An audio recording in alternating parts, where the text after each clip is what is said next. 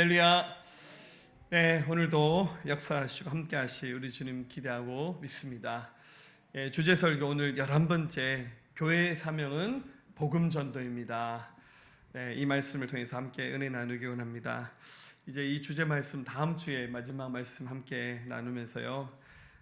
오늘 교회의 사명에 관한 얘기를 함께 나누기를 원합니다. 여러분, 교회의 사명은 복음을 전해서 한 영혼을 구하는 전도입니다. 그럼 복음은 무엇이냐면 바로 복음은 예수 그리스도입니다. 자, 한번 따라할까요? 복음은 예수 그리스도입니다. 하나님의 아들 예수님께서 이 땅에 오셔서 모든 인류의 죄를 대신해서 십자가에서 죽으시면서 우리 인생들의 스스로 해결할 수 없는 죄 문제를 우리 주님께서 다 해결하셨습니다. 그리고 부활하셔서 당신은 죄 없는 하나님의 아들이시라는 사실을 증명해 보여주셨고 또 세상 마지막 날 다시 오신다라고 분명히 약속해 주셨습니다. 그래서 누구든지 바로 이 하나님의 놀라우신 계획이신 예수님을 받아들여서 예수님 앞에서 자기의 모든 죄를 고백하고 예수님을 구주와 주인으로 영접하는 자들에게 영원한 생명을 선물로 허락해 주십니다. 이 하나님의 놀라우신 사랑의 계획, 이 기쁜 소식, 이것이 바로 복음입니다. 그래서 교회는 반드시 이 복음을 정확하고 분명하게 전해야 되고 또 이 복음으로 말미암아 수많은 영혼을 살려내는 것이 이게 바로 교회의 사명입니다. 또한 이것이 모든 그리스도인들의 사명입니다. 그래서 우리보다 먼저 믿음의 길을 갔던 사도 바울은 로마서 1장 16절 17절 오늘 본문 말씀이죠. 다시 한번 읽어볼까요? 내가 복음을 부끄러워하지 아니하노니 이 복음은 모든 믿는 자에게 구원을 주시는 하나님의 능력이 됨이라. 먼저는 유대인에게요 그리고 헬라인에게로다. 복음에는 하나님의 의가 나타나서 믿음으로 믿음에 이르게 하나니 기록된 바 오직 의인은 믿음으로 말미암아 살리라 함과 같으니라. 아멘. 그래서 복음에 대한 확신이 있었던 사도 바울은 내가 절대로 복음을 부끄러워하지 않는다고, 복음을 부끄러워하지 않는다라고 이렇게 고백합니다. 제가 아침에 1부 예배 때 보니까요 2부 예배 때 나오신 분들은 아니고 할렐루야 1부 예배 때 청소년들도 대부분 1부 예배에 참석하는데 유심히 봤더니 주일날 올 때 성경책을 들고 오는 아이들이 거의 없는 것 같아요. 그래서 좀 편하게 간편하게 어차피 영상으로 다 나오니까 안 들고 왔다 10분 이해는 합니다. 그런데 우리 아이들 중에서 우리 아이들입니다. 오해하지 마시고 이 복음을 부끄러워하는 게 아닌가, 예수님을 믿는 게 부끄러운 것이 아닌가 하는 생각을 가져봅니다. 여러분, 복음은 절대 부끄러운 것이 아닙니다. 이 복음으로 말미암아 우리가 구원받았고 하나님의 자녀가 되었어요. 그래서 절대 우리는 복음을 부끄러워하는 삶을 살아서는 안 됩니다. 여러분, 우리 전 세계 사람들이 가장 사랑하면서 많이 부르는 최애 찬송 가운데 우리 찬송가 305장 나 같은 죄인 살리신 우리 어메이징 그레이스라는 찬송이 있습니다. 우리 찬송 아시죠? 한번 앞에 한 소절만 불러볼까요? 나 같은 죄인 살리신. 이따가 말씀 후에 이 찬송 부르기 원하는데요. 이 찬송의 가사를 쓴 사람이 유명한 존 뉴턴입니다. 목사님이시죠. 근데 이 사람이 이 찬송 가사를 쓰기 전에 굉장한 간증이 있는데요. 원래 살았던 곳이 지중해 연안의 작은 도시에서 아버지는 상선을 운행하는 선장이었습니다. 여러분들 어부들의 삶이 굉장히 거치잖아요. 어머니 밑에서 신앙생활을 했는데 안타깝게도 어머니가 11살 먹었을 때 돌아가셨대요. 그리고는 굉장히 방황한 삶을 살았는데 아버지를 따라서 뱃사람이 되었습니다. 근데 그때 당시만 하더라도 영국을 중심에 한 그 백인들이 아프리카에 가서 흑인들을 무자비하게 잡아서 노예로 팔아먹는 이런 일들을 많이 저질렀습니다. 인터넷 가서 그때 당시에 노예선의 그 가난 기록들을 찾아보면 지금 보여주는 사진은 굉장히 점잖은 사진인데요. 정말 가서 무자비하게 흑인들을 잡아서 그 노예선의 그 구석에 사람들을 짐승처럼 굉장히 좁은 공간에 쑤셔 박듯이 실어서 이렇게 가능한 거예요. 그리고는 그 목과 발목에 쇠사슬을 차서 제대로 움직이지도 못하게 그냥 누운 채로 대소변 다 해결하면서 그렇게 끌려가다가 굉장히 많은 흑인들이 목숨을 잃어버리기도 했죠. 정말 비윤리적이고 정말 반인륜적인 이런 일들을 했는데 아무도 이것을 죄라 생각하지 않았어요. 존 뉴턴은 아버지의 뒤를 이어서 이 노예선의 선장이 되어서 굉장히 흉악한 일을 많이 저질렀습니다. 그러다 나중에 이 사람이 감옥에 갇히게 되어서 거기서 굉장히 오랫동안 수감 생활을 했는데 그 감옥에 있는 동안 우연히 기독교 서적 한 권을 구해서 읽었는데 그 책이 유명한 기독교 고전인 토마스 아켄피스가 쓴 그리스도를 본받아라는 책입니다. 그가 감옥에서 이 책을 읽으면서 굉장히 감동을 받으면서 뜨거운 눈물을 흘리면서 회개를 했는데 그때 가장 먼저 생각났던 것이 어린 시절 어머니 품에 안겨서 성경을 읽고 찬송을 부르면서 어머니가 해줬던 그 기도가 생각이 나면서 이 사람이 그 감옥 안에서 회심해서 예수 믿는 사람이 됩니다. 나중에 신학을 해서 이 사람이 목사가 되어서 39살의 나이에 영국의 버킹엄이라는 곳에서 16년 동안 그 다음 캠브리지에서 27년간 목회를 하다가 하나님의 부르심을 받았는데 유명한 이야기는 그때 당시 이제 성공의 목회자들을 신부라 불렀죠. 가운을 입었는데 이 존 뉴턴은 평생 단 한 번도 목회자 가운을 입지 않고 나 같은 죄인이 어떻게 이런 성직자의 옷을 입으면서 하나님 일을 할 수 있냐라고 하면서 단 한 번도 성직자의 가운을 입지 않은 채 목회를 했다고 합니다. 그의 평생에 지었던 유명한 찬송의 가사가 방금 불렀던 나 같은 죄인 살리신 하나님의 은혜에 놀랍다라는 고백.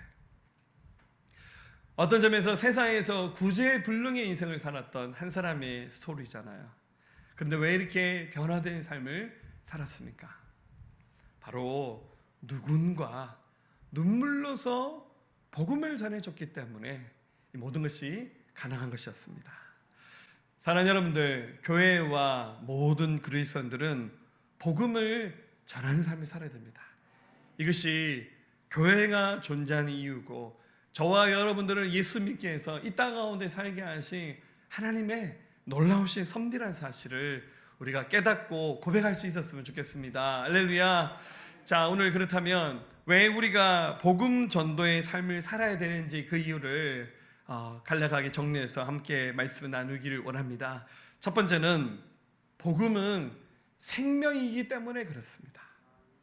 우리가 아무리 열심히 살아도 이 세상에서 한 세기 이상 산다는 것은 굉장히 어려운 일입니다. 오늘 새로 오신 분들, 오신 우리 어르신 연세가 90이라는데 경의를 표합니다. 이 땅에서 우리가 굉장히 건강하게 100년 이상씩 이렇게 살기가 쉽지 않습니다. 그런데 성경은 분명히 말씀하시기를 누구든지 예수를 믿어서 죄 용서받아서 하나님의 자녀가 되며 사망에서 생명으로 옮겨진다. 즉, 이 땅에서 영생하는 존재가 된다는 말이 아니라 이 땅의 삶을 열심히 살다가, 왜냐하면 이 땅은 나그네의 삶이잖아요. 주의 부르심을 받고 난 다음 우리 영혼은 천국과 지옥의 갈림길에 서게 됩니다.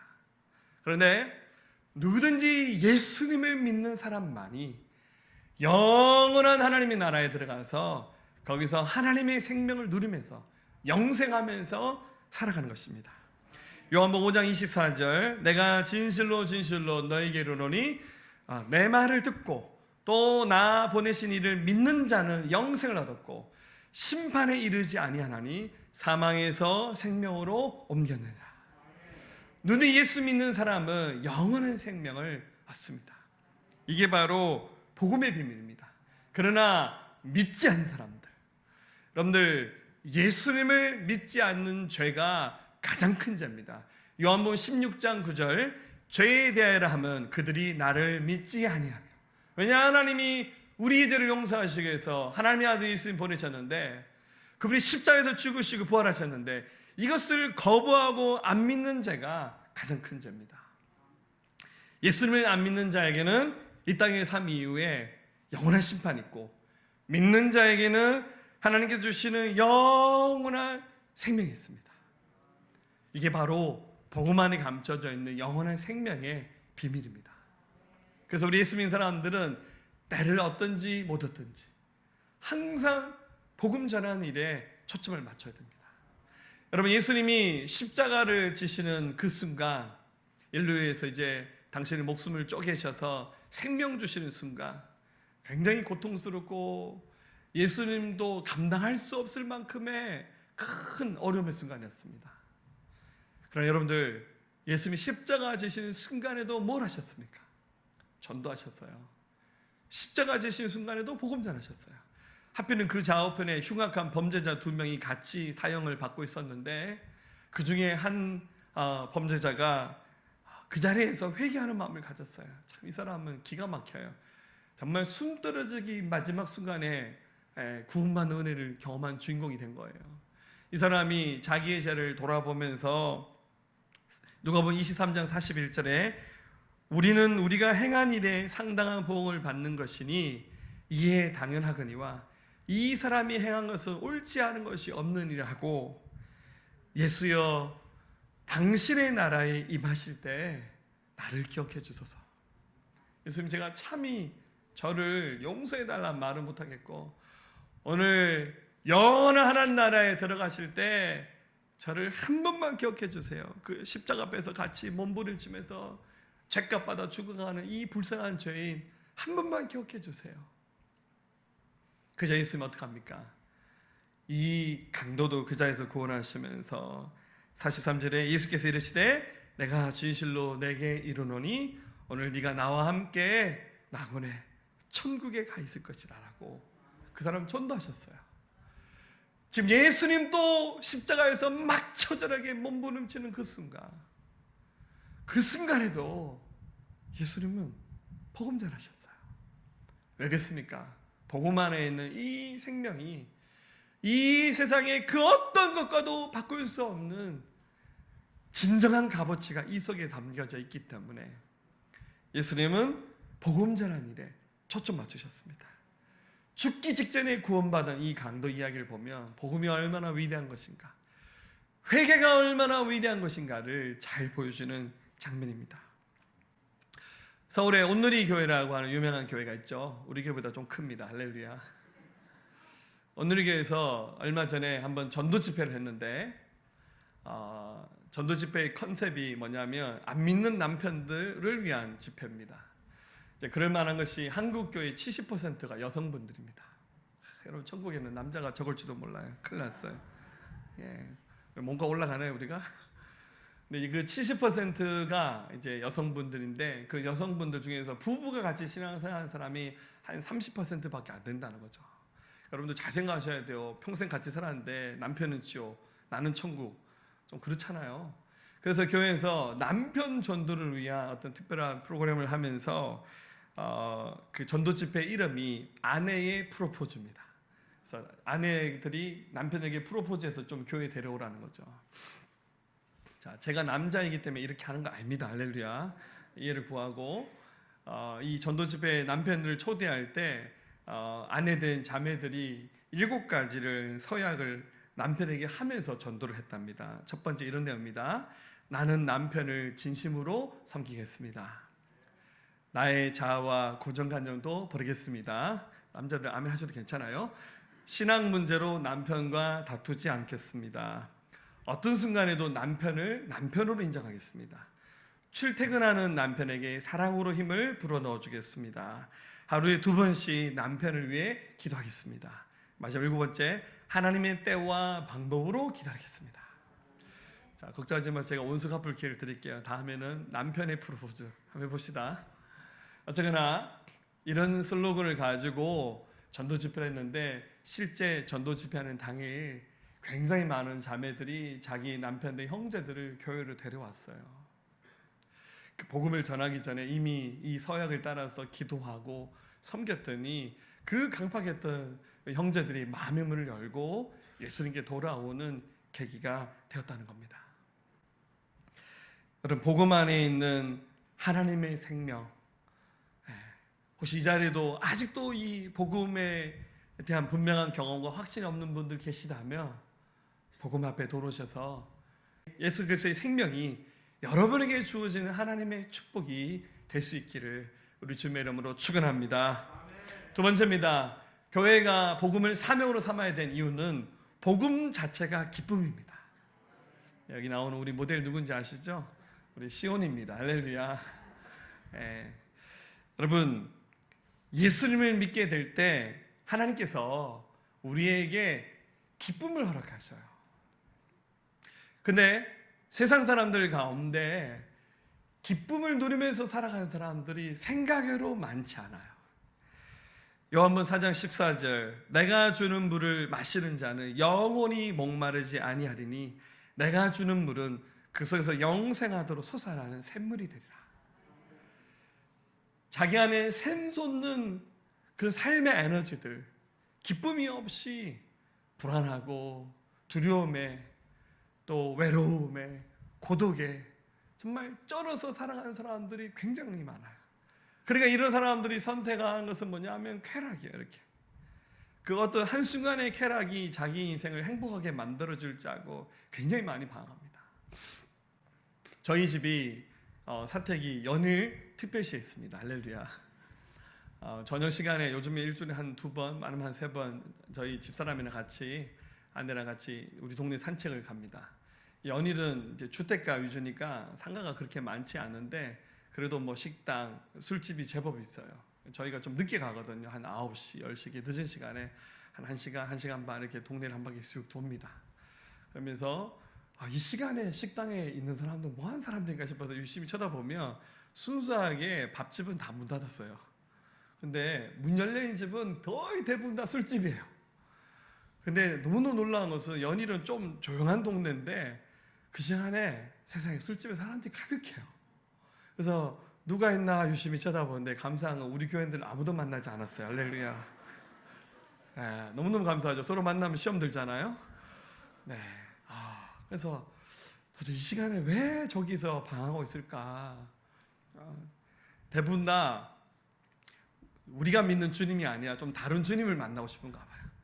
거기서 인생의 기쁨을 찾고 싶고 삶의 근원적인 문제를 해결하고 싶은가 봐요. 그래서 거기서 계속 방황하는 거예요. 여러분, 예수님 믿는 사람들에게 세상이 줄 수 없는 기쁨을 주십니다. 요한복음 15장 10절 11절, 내가 아버지의 계명을 지켜 그의 사랑 안에 거하는 것 같이 너희도 내 계명을 지키며 내 사랑 안에 거하리라. 내가 이것을 너에게 이름은 내 기쁨이 너희 안에 있어 너희의 기쁨을 충만하게 하려 합니다. 하나님이 갖고 계신 그 기쁨을 예수 믿는 사람들에게 주신다는 거예요. 여러분, 그래서 우리 예수 믿는 사람들의 삶에는 항상 기쁨이 있는 거예요. 물론 잠깐 기쁨이 사라지는 일들이 있을 수는 있어요. 우리 남편과 아내가 한판하고 자식들이 좀 애먹이고 하면 잠시 기쁨이 사라져 버리기도 하죠. 그러나 시종일관 기쁨이 없다, 늘 우울하고 불안하고 두렵다, 그러면 그 사람 예수님 잘 믿고 있는지 한번 확인해 봐야 돼요. 정말 예수님의 생명은 우리 마음에 기쁨을 주시는 거예요. 우리 예수님께서 미리 우리 세대에 대해서 예언하시기를 마태복음 11장 16절 17절, 이 세대를 무엇으로 비유할까? 비유하건대 아이들이 장터에 앉아 제동물을 불러 이르되 우리가 너희를 향하여 피리를 불어도 너희가 춤추지 않고 우리가 슬피 울어도 너희가 가슴을 치지 아니하였다 함과 같도다. 아니, 피리를 불고 하면 박수도 치고 춤도 추고 기뻐할 수 있어야 되고, 누군가 슬픔이 잠겨 있으면 같이 울어주기도 하고 같이 손을 잡아주기도 하고 안아주기도 하고, 그게 여러분들 우리 마음이 정상이라는 뜻이잖아요. 근데 기쁜 순간에도 웃지 않고 슬픈 순간에도 눈물 흘리지 않고 막 사람이 죽어나가도 눈 하나 깜빡하지 않아요. 굉장히 우리들의 정서가 병들었다는 뜻이죠. 그러나 복음이 우리 안에 부어지면 그 복음이 우리 마음에 있는 기쁨을 회복하는 역할을 합니다. 할렐루야. 제가 말씀 준비하면서 어떤 자료를 봤는데요. 실제 있었던 사건인데 독일의 퀼른이라고 하는 지역에서 어떤 분이 소를 키우는 목장을 하셨는데 젖소를 키우는 거죠. 25마리를 키웠는데 이제 이 젖소들이 너무 늙어서 더 이상 이제 우유를 못 짜내고 하니까 사료값도 너무 많이 들고 유지비가 많이 들어서 고민을 하다가 이 소들을 도축하기로 결정을 했답니다. 근데 이 소식을 어떤 동물 보호단체에서 듣고는 후원을 해줄 테니까 제발 이 소들을 도축하지 말고 들판에 초원에 들어가서 풀어줍시다 라고 제안을 했어요. 이 소들은 태어나서 단 한 번도 들판에 초원에 가본 적이 없는 소들입니다. 고민하다가 이 주인이 그 도움을 받아서 이 소들을 이제 뭐 트럭 같은 데다가 이렇게 실어서 들판에 데려갔어요. 그리고는 내려줬어요. 근데 이게 웬일입니까? 단 한 번도 들판을 본 적이 없는 소들이 그 초원을 보는 순간 진짜 미친 소가 돼가지고 막 날뛰면서, 이제 나이가 많은 소들인데, 그러면서 이 들판에서 막 질주하며 뛰어가는데 그 초원을 보면서 너무너무 좋아가지고 있잖아요. 그 풀밭에 머리를 막 비비면서 너무너무 좋아하는 거예요. 자, 그래서 그런지 아침에 제가 영상을 하나 봤는데 이 비슷한 일이 우리나라도 있었더라고요. 강원도의 대관령에서 어느 소를 키우신 분이 겨울에는 그렇게 목장에서 키우다가 요맘때부터 시작해서 가을까지는 자기 소를 들판에다 풀어서 키우는데 똑같이 하셨더라고요. 소를 이렇게 트럭에 실어서 들판에다 다 풀어주는데 정말 이 소들이 얼마나 좋아하든지 막 이만큼 점프를 하면서 막 뒹구는 거예요.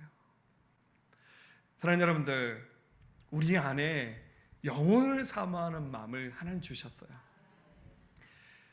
인간이 아무리 악랄하고 악해도 그 마음 안에 창조주를 향한 동경하는 마음이 다 그 속에 있어요. 지금은 세상에서 술 마시고 뭐 마약하고 범죄하는 걸 통해서 세상의 어떤 것을 통해서, 쾌락을 통해서 기쁨을 얻으려고 하지만 그것을 통해서 기쁨이 회복되지 않는다는 것을 다 알고 있어요. 어떻게 됩니까? 우리가 다가가서 복음을 전해서 그 인생 안에 있는 진정한 기쁨을 찾을 수 있도록 도와야 됩니다. 그게 바로 교회와 모든 그리스도인들이 감당해야 될 사명입니다. 세 번째 이유입니다. 복음은 치유입니다. 여러분, 하나님의 품을 떠난 인생들은 필연적으로 영과 혼에 해당하는 마음과 육이 병들 수밖에 없어요. 하나님과 너무 오랫동안 떨어져서 단절된 상태로 있으니까 병들어요. 여러분들 뭐 상담을 해보고 또 저희 심리학을 공부해 보니까 결국 따뜻한 부모님 속에서 그 부모님이 끼고 있고 사랑받는 자녀들은 대부분 다 삐뚤어지지 않아요. 그런데 여러 가지 이유로 부모님의 품을 떠나서 부모님이 뭐 깨지고 돌아가시고 이혼하시고 막 난리가 나잖아요. 그러니까 너무 세상에 많은 그런 잘못된 것들에 노출되어 있는 상태로 이 시간이 길어지면 사람은 병듭니다. 우리 몸도 그래요. 이 세상에 오염된 게 너무 많잖아요. 먹지 않아야 될 것들이 너무 많아요. 그죠? 환경오염도 너무 심하고 뭐 유전자 변형된 식품들도 너무 많고, 그러니까 우리 몸이 자꾸 병들어 가는 거예요. 그런데 여러분들, 복음은 우리 영혼육을 치유하신 능력이 그 속에 담겨져 있습니다. 할렐루야. 예수님 말씀하셨습니다. 마태복음 9장 35절, 예수께서 모든 도시와 마을에 두루다니사 그들의 회당에서 가르치시며 천국 복음을 전파하시며 모든 병과 모든 약한 것을 고치시라. 복음 앞에 서게 되면 하나님께서 치유하시는 기적을 베푸십니다. 할렐루야. 그럼 사람의 이 병듦은 크게 세 영역인데 바로 몸과 마음과 영혼이잖아요. 우리 육체가 어느 순간 여러 가지 이유로 병들어요. 병들 이유가 여러 가지가 있는데요. 우리가 관리를 잘못한 거죠. 주님 주신 몸을 잘 관리해야 되는데 너무 몸이 안 좋은 거 많이 먹고 잠도 제때 자고 제때 일어나야 되는데 너무 몸을 혹사시키는 거예요. 또 안타깝지만 선천적으로 약하게 태어난 분도 있어요. 그러나 경우에 따라 죄로 인해서 찾아온 질병도 있고, 하나님의 섭리에서 시작된 질병도 있고, 또 가장 나쁜 경우는 마귀가 주는 질병도 있습니다. 성경 말합니다. 요한복음 9장 2절과 3절. 제자들이 물으되 라삐여, 이 사람이 맹인으로 난 것이 누구의 죄로 인함이니까? 자기니까 그의 부모니까? 예수께서 대답하시되 이 사람이나 그 부모의 죄로 인한 것이 아니라 그에게서 하나님이 하시는 일을 나타내고자 하십니다. 꼭 죄로 인한 것이 아니라 하나님의 섭리가 있다는 거예요. 그럼 어떻게 됩니까? 우리가 복음으로, 예수 그리스도의 이름으로 치유와 회복이 일어나도록 기도해야 되는 거예요. 욥기 2장 7절. 사단이 이에 여호와 앞에서 물러가서 욥을 쳐서 그의 발바닥에서 정수리까지 종기가 나게 한지라. 욥에게 찾아왔던 질병의 원인은 마귀가 준 거예요. 욥기 1장 12절. 여호와께서 사탄에게 이르시되 내가 그의 소유물을 다 내 손에 맡기노라. 다만 그의 몸에는 내 손을 대지 말지니라. 사단이 곧 여호와 앞에서 물러가니라.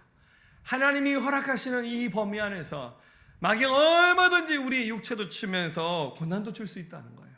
그러나 우리의 눈으로는 그것을 다 분별할 수 없어요. 뭐 하나님의 섭리인지 뭔지 알 수는 없잖아요. 우린 다만 어떻게 됩니까? 예수 그리스도의 이름을 선포하며 병 낫기를 위해서 기도해야 됩니다. 할렐루야. 그 결과는 하나님께 맡기는 거예요. 뭐 꼭 치유 은사 있고 없고 이런 걸 떠나서 예수의 이름으로 순종하는 겁니다. 또 경우에 따라 마음이 병든 사람도 있어요. 사실 알고 보면 마음의 병듦이 더 심각한 문제입니다. 사람은 사랑의 지지 속에서 안정감을 누리면서 성장한 사람은 마음도 건강해요. 그런데 여러 가지 이유로 사랑받지 못한 사람들은 상처가 생겼고, 또 그 상처를 그때그때 잘 싸매주고 고쳐주면 괜찮은데 오랫동안 방치되다 보면 어떡합니까? 시간 흘러서 몸은 어른으로 성장했어요. 세상에 대한 지식도 있고 다 알아요. 근데 그 속마음은 어린아이가 되는 거예요. 이런 사람들을 또 심리학에서는 성인아이라고 그렇게 말하죠. 마음에 상처가 있어요. 성경에서는 이런 상처를 히브리서 12장 15절에서는 쓴뿌리라고 표현하고 있습니다.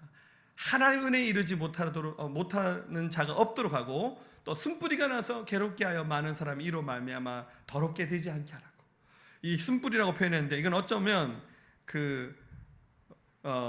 나무로 치자면 옹기가 있는 것과 비슷합니다. 이 부분은 자라지 않아요. 시간이 지나도 계속 그 수준에만 머물러 있는 겁니다. 그래서 마음이 이렇게 병든 사람들은 주로 어떤 현상이 나타나냐면 뭔가 중요한 순간 그것을 회피하고 도망가 버려요. 직면을 거부합니다. 누군가가 이렇게 간섭하면 당신은 뭔데 내 인생에 끼어드냐고 이렇게 그걸 받아칩니다. 그리고는 적당한 가면을 씁니다. 그리고 굉장히 인격과 삶이 왜곡된 현상들이 나타나고 인간관계가 계속 틀어져요. 자꾸만 싸움닭처럼 어디 가면 계속 싸워요. 그리고는 다 원망합니다. 이 인간들 때문에 내가 불행하다라고 말합니다. 그리고 건강한 영적 권위자도 거부하고 사랑도 거부하고 상처 주는 일들이 남발되고 계속 사단의 공격도 받고, 심지어 이것 때문에 믿음 자체가 자라지 못하는 왜곡의 현상들이 나타납니다. 그리고 세 번째, 영이 병들은 사람도 있어요. 여러분, 영이 병들었으면 어떻게 되겠습니까? 영적으로 자라지 않아요. 계속 신앙생활 오래 했는데 늘 그 수준에 머물러 있는 거예요. 영적으로 병들어 있는 거예요. 이유가 여러 가지가 있겠죠. 죄를 지었는데 회개하지 않고 계속 그렇게 살아왔어요. 생명이 거느신 하나님의 품을 떠나서 계속 그렇게 살아가는 거예요. 또 하나님이 아닌 다른 이방의 신들을 섬기는 삶을 살고, 성령이 주시는 감동을 계속 거스리고 영을 따라 살지 않고, 영이 필요한 것을 충족시키지 않고, 그리고 사단의 공격을 계속 눌러있는 상태가 반복되면 영이 병들어서 믿음이 자라지 않습니다. 어떻게 되겠습니까? 복음이 치유입니다. 할렐루야. 예수 믿는 사람들은 다 치유받을 수 있는 자격이 있습니다. 이 하나님의 은혜를 누릴 수 있는 권세가 우리에게 있습니다. 그래서 복음 전하고 몸이 아프든 마음이 병들든 영이 병들든 간에 예수의 이름으로 기도해주고, 교회가 그 사람 품고 중보기도 하고 하나님의 은혜 앞에 서도록 돕는 겁니다. 이게 바로 복음의 역사입니다. 마지막 네 번째입니다. 왜 교회가 복음 전도의 삶을 살아야 되냐면 복음 자체가 우리 삶의 비전을 알게 해줍니다. 여러분, 너무나도 많은 사람들이 자기가 왜 태어났는지, 무엇을 위해서 살아야 되는지 방향을 못 잡고 방하는 인생들이 너무너무 많습니다. 복음이 없는 이 인생은 비전이 없습니다. 성경은 말합니다. 잠언 29장 18절, 묵시가 없으면 백성이 방자히 행하거니와 율법을 지키는 자는 복이 있다. 여기서 말하는 묵시라는 말이 영어 성경을 보면 NIV 성경에서는 Revelation이라는 계시라는 단어로 번역했고, 미국 사람들이 많이 읽는 NASB 버전에서 이걸 비전이라는 단어로 옮겨놨어요. 즉 비전이 없으면 사람들이 방황하며 삽니다. 근데 그 비전이 뭡니까? 예수님을 아는 것부터 우리 삶의 모든 계시와 비전이 시작되는 거예요. 예수님을 알게 되면 어느 순간 자기 인생의 목적과 하나님의 부르심을 알게 되는 거예요. 여러분, 우리 교회가 5가지 정신을 기초해서 교회가 움직이고 있습니다. 지금 이 설교가 5가지 정신을 설명하는데 지금 마지막 5번째를 설명하고 있습니다. 우리 교회 슬로건이 선교와 전도로 부흥하는 교회입니다. 이런 가치를 세우기까지 제 자신에게도 하나님의 많은 은혜가 있었는데요. 목회 시작하면서 우리 교인들 데리고 단기 선교를 많이 갔습니다. 그때는 전 인터콥을 모르던 시절이었습니다. 교인들과 함께 한 일주일, 길게는 한 2주일 단기 선교를 많이 갔는데, 보통 교회에서 단기 선교를 갈 때 이 단기 선교를 비전 트립이라고 이렇게 말합니다. 이번에 우리 교회 7월 달에 교회에서 베트남으로 단기 선교 갑니다. 할렐루야. 광고도 같이 하고. 네. 우리 7월 24일 아직 비행기표 많이 남아 있습니다. 할렐루야. 제가 표 남겨놔라 했습니다. 코로나 이후에 3년 만에 가는 단기 선교입니다. 제가 처음에 이제 단임 목회를 시작하면서 우리 교인들을 데리고 단기 선교를 갈 때 그때 이름을 비전 트립이라고 했죠. 왜냐하면 일주일간 가서 단기 선교 통해서 굉장한 많은 일을 할 수도 있지만 자칫 잘못하다가 선교사님들에게 피해만 주고 올 수도 있어요. 굉장히 그 짧은 기간에 엄청난 일을 할 수도 있지만, 사실 이 단기 선교를 가는 가장 큰 이유는 이 단기 선교 프로그램에 참여하신 분들이 하나님의 거룩한 비전을 보게 하고 경험하게 하는 뜻이 사실은 더 큰 겁니다. 처음에는 어디로 많이 갔었냐 하면 저희가 중국으로 단기 선교를 가장 많이 갔었습니다. 이제 20년 전의 얘기인데요. 중국에 가서 탈북민들 만나고, 그리고 조선족들 만나고, 한족들 만나서 전도하고 기도해 주면서 굉장히 그분들의 삶의 애환들을 많이 경험하는 기간들이었습니다. 지금도 그때 만났던 탈북민들 참 잊지 못하는 것 같아요. 우리 또 이사야 선교사님 그 사역 함께 하시는데, 이 탈북민 중에서 양식 구하러 단기 탈북하신 분들도 있거든요. 영구 탈북하신 분도 있지만, 단기 탈북하신 분들에게 보통 사람들은 쌀 한 자루 지어주면서 가는데, 선교사님 그분들을 이제 불러서 이제 쉴터 같은 데서 이제 복음 전해서 예수 믿게 만들고, 그리고는 다시 북한으로 돌려보내는 거예요. 그러니까 저희가 갔을 때 좀 나이가 있는 어떤 탈북민이셨는데 양식 구하러 오셨다가 선교사님들 붙들려 가지고 예수 믿고, 저희가 갔을 때 이제 북한으로 돌아가는 날이에요. 그래서 오늘 중국에서는 기차 타면 북한으로 바로 갑니다. 그래서 갈 때 쌀 한 자루 짊어지고 가는 거예요. 가면 이제 돌아올 수 있을지 그건 장담할 수 없어요. 근데 분명한 거는 예수 믿게 만들었어요. 제가 생각할 때 처음에는 제가 철없이 생각해서 저런 사람들 다 탈출시켜서 한국 데려가는 게 다 아닌가 이렇게 생각했는데, 그게 아니더라고요. 한국이 천국은 아니잖아요. 여기 와서 탈북민 중에서 헤매시고 사신 분들 굉장히 많아요. 선교사님의 사역의 방향은 그분들 예수 믿게 만들어서 북한에 가서 교회 세우고 전도하는 일을 하게끔 하는 게 선교사님 주된 사역이었어요. 그래서 저는 그때 당시에 이해가 안 되는데 나중에 생각해보니까 그게 맞더라고요. 그래서 쌀 한 자루 짊어지고 조그만 배낭 하나 들고는 다시 북한으로 돌아가는 그런 모습을 보면서 제가 그런 비전 트립을 계속 반복하면서 정말 은혜 받는 한 사람을 찾아냈어요. 누구냐면 제 자신이었어요. 데려간 팀들은 잘 모르겠고, 할렐루야. 제일 은혜 받는 사람이 저더라고요. 제가 내 사명이 선교구나. 제가 교회를 세우는 목사로서 목양하는 사명이 있지만 선교하는 것이 나를 향하신 하나님의 부르심이구나. 제가 그래서 목회하면서 앞으로 계속해서 많은 선교사를 파송하고 선교사 삶을 케어하는 일들, 이게 나를 향하신 하나님의 또 다른 부르심이구나. 그래서 우리 교회 슬로건이 선교와 전도를 부흥하는 교회입니다. 우리보다 먼저 믿음의 길을 갔던 사도 바울도 고백하잖아요. 사도행전 20장 24절에서 내가 달려갈 길과 주 예수께 받은 사명 곧 하나님의 은혜의 복음을 증언한 일을 마치려 하면은 나의 생명조차 조금도 귀한 것을 여기지 아니하노라. 왜 이런 변화가 일어났습니까? 복음이 한 인생의 눈을 열어서 평생 어디에 목숨 걸고 달려가야 될지 그 비전을 보게 만드는 거예요. 이제 우리 차례입니다. 여러분 다 복음 받으셨잖아요. 복음 안에 생명, 기쁨, 또 복음 안에 있는 이 비전들, 하나님의 치유들을 이미 경험하고 계신 줄 믿습니다. 그러나 아직도 복음 앞에 제대로 서지 못하고 아웃사이드처럼 신앙생활하고 계신 분들 계시다면 복음 앞에 서셔야 됩니다. 그리고 그 누군가에게 이 복음을 흘려보내는 역할들을 감당하셔야 됩니다.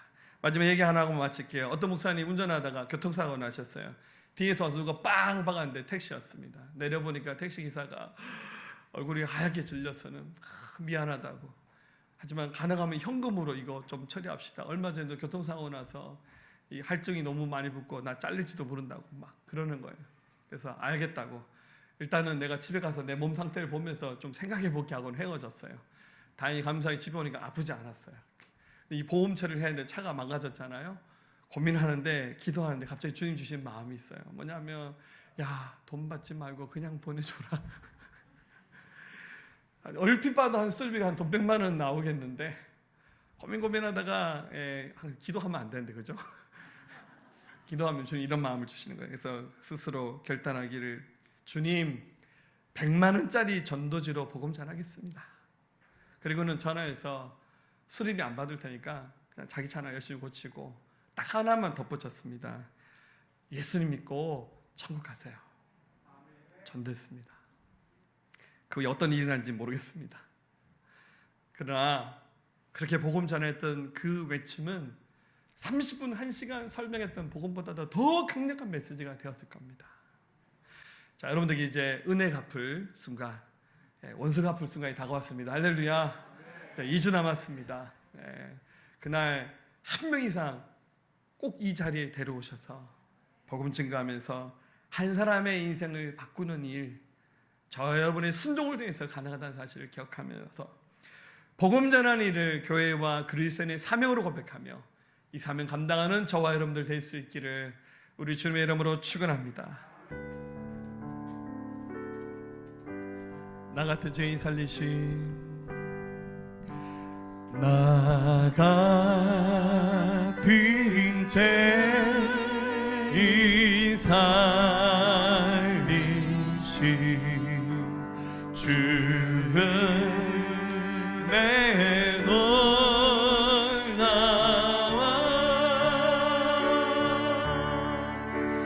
잃었던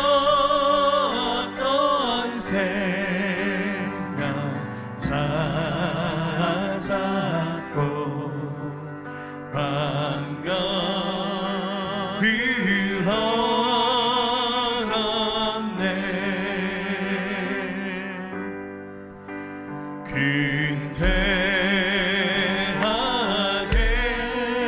근대하게서 건지신 주는 내 고마워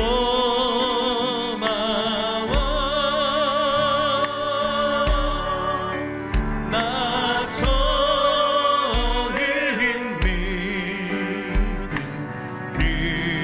그 시간 귀하고 귀하다. 이제 그 내가 산 것도 이제껏 내가 산 것. 자, 우리 손을 들고 고백할까요? 주님의 은혜라 또